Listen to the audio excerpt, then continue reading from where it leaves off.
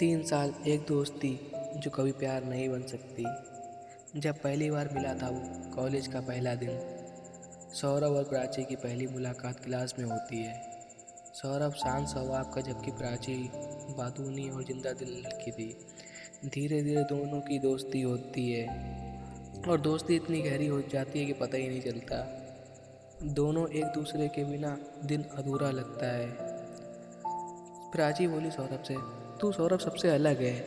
सौरभ मन में बोला, क्योंकि तुझे देखकर ही तो मैं खुद को महसूस पूरा करता हूँ। दिल की बात जो कभी कह ना सका।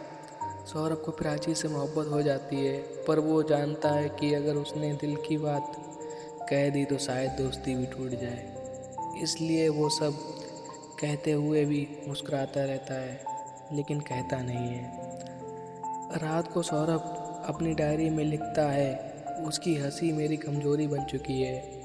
पर वो कभी समझ ही नहीं पाई। जब वो किसी और के करीब गई, प्राची कॉलेज के एक दूसरे लड़के से जुड़ जाती है। सौरभ सब देखता है पर कुछ कहता नहीं।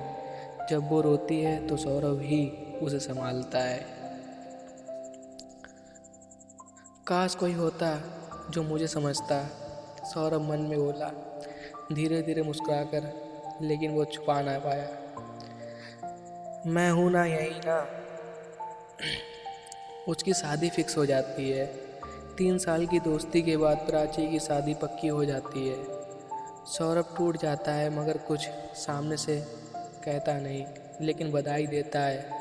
उस दिन पहली बार सौरभ की आंखों में नमी होती है, वो भी प्राची के सामने। प्राची का सवाल, तू इतना चुप क्यों है? सौरभ का जवाब, कभी कभी खामोशी ही बड़ा जवाब होती है। आखिरी खत जो कभी उसने पढ़ा ही नहीं। शादी के दिन सौरभ एक खत लिखता है, जिसमें उसने 3 साल की दोस्ती की हर याद, हर दर्द, अपने अधूरे प्यार का जिक्र किया है। वो खत प्राची को नहीं देता, बस उसे मंदिर में रख देता है, जहाँ वो दोनों अक्सर मिला करते थे।